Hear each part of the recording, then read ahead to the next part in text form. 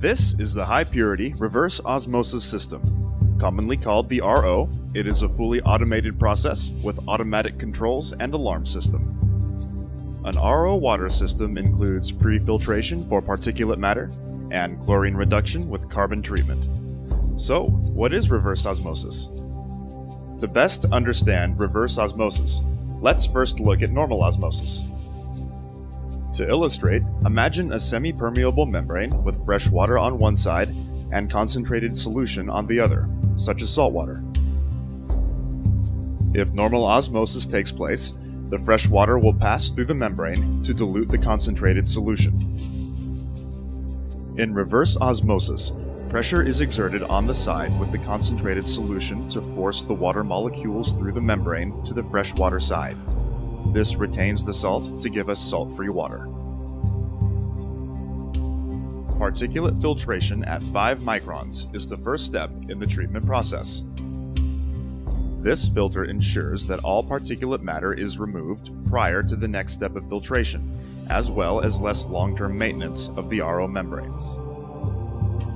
Reverse osmosis is sensitive to oxidizers such as chlorine, typically found in all city water sources.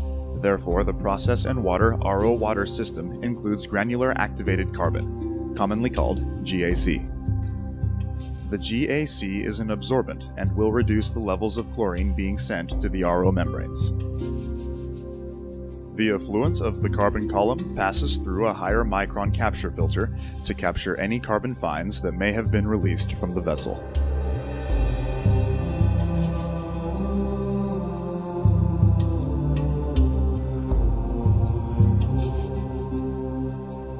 The influent water has been pre-treated and is now prepared to be processed through the reverse osmosis membrane.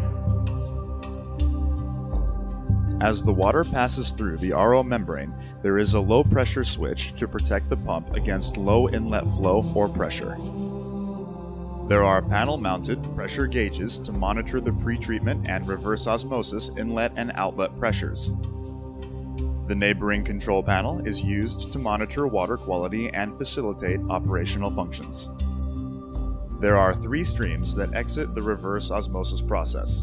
The permeate water, which is the clean, filtered, or product water, passes through the permeate flow meter and is sent to the product water storage tank.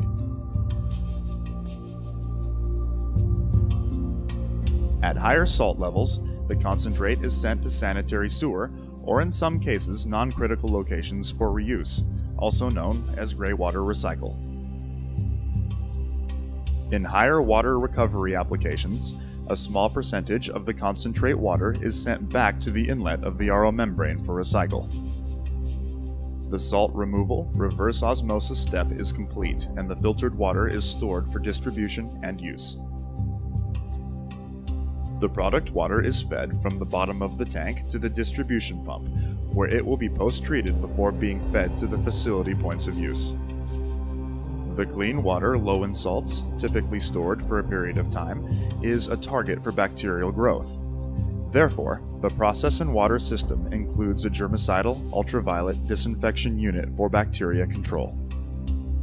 Germicidal UVC light deactivates the DNA of bacteria, viruses, and other pathogens, and thus destroys their ability to multiply, which is critical in any process and lab use environment of RO product water. The UV-treated water is passed through a final filter, usually sub-micron, to filter any organic or non-organic matter from the subsequent ultraviolet treatment. In some cases, further ionic removal will be needed to meet deionized water quality. If this is required, Process and Water implements a DI polishing bed containing strong acid cation and strong basic anion resins to remove all remaining ionic constituents in the water. The product water has been post-treated and is ready to be sent to the points of use.